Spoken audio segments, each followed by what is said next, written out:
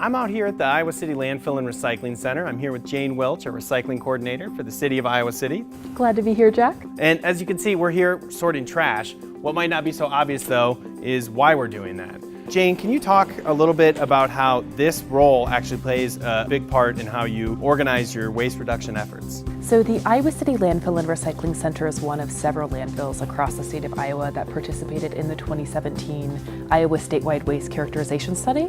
And waste studies just like this are very important because they help us determine exactly what's going into the Iowa City landfill, what types of waste, and exactly what amounts of each type of waste are entering the landfill. This waste study involves sorting materials into 61 different categories, and those categories are fairly specific. So something like a retail shopping bag, that's a category. Loose food waste, or even something like clear glass versus green and brown glass, those are all separate categories. So from these random waste samples that came into the landfill, we sorted the materials into those 61 different categories, and then weights are recorded for each material that's sorted. So these studies are conducted about every 6 years, and they help us see over time how our waste streams change. So a great example of that from the 2011 to the 2017 study is food waste. We actually saw about a 10% increase in food waste. And with that, we've determined that, all right, in our programming, in our education and outreach, we want to focus more on food waste reduction since we are seeing that increase in the landfill. And what were some of the themes that were noticeable across the state? So we saw, especially at the Iowa City landfill, a good majority of what was going into the waste sort was either recyclable, compostable, or reusable. And across the state, that was the trend as well. About 70% of the materials ending up in the waste sorts in Iowa were either recyclable, compostable, and reusable. So a lot of material that potentially could have been diverted instead of ending up in the landfill. Let's talk about a few specific materials. Iowa City actually saw a drop in cardboard being thrown away. Talk about that as well as a recently enacted cardboard ban that was put in place to help reduce that number.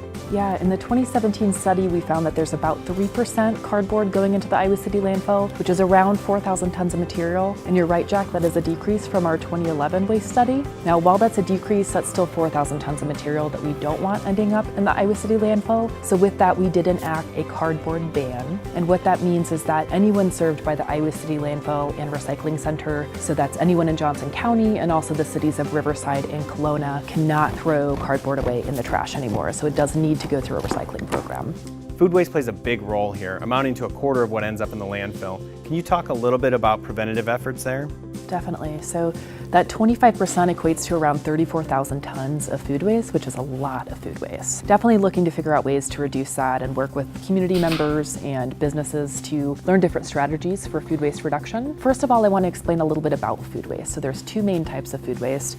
The first one is preventative. So it's things like this, pile of noodles here. It's anything like leftovers on your plate that maybe didn't get eaten, moldy bread, basically anything that should have been eaten but instead got thrown in the trash.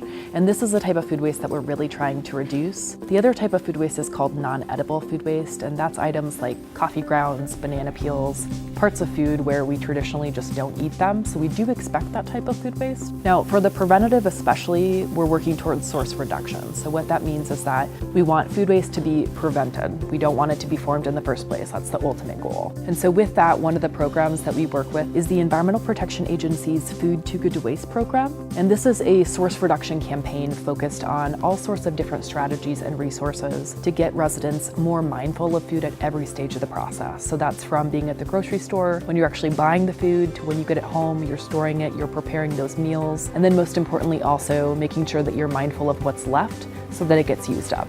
Another step the city has taken is adding curbside composting. How does that work? So anyone that has curbside, what we've traditionally called yard waste collection, we're now trying to gear more towards organics collection since it is including food waste at this point. That means that if you have a yard waste container that you've been using, you can now toss your pizza box, your coffee grounds, eggshells, whatever that organic food waste might be, in with those leaves and lawn clippings. So all your yard waste and food waste can get mixed together in that bin. That's totally fine because it ends up in the same pile at the landfill to be turned into compost. You can't really talk about waste reduction without mentioning plastic. What are some of the things that are being thrown out that could be going into curbside recycling or things that could be recycled in other ways? So in terms of what we saw in this most recent waste study, organics and paper were the biggest categories at 25% each. Plastics were the third. What's going into the landfill, around 17% is plastic. And of that, a good majority is plastic film, followed by plastics that are number 1 through number 7. And most of number 1 through number 7 are actually recyclable. So again, a good amount of plastics ending up in the landfill that could have been diverted through recycling programs. There's also a large volume of plastic bags ending up in the Iowa City landfill, and we definitely saw that through this waste sort as well. Looking at plastic bags, it's a very difficult to recycle material, and there's a few reasons for that. The first big reason that's problematic is that at sorting facilities are actually an operational hazard. They get caught up in the machinery and it makes it very difficult to actually pull them out of the machinery. And then also in terms of the recycling market, plastic bags are typically just of very little value, which is another issue.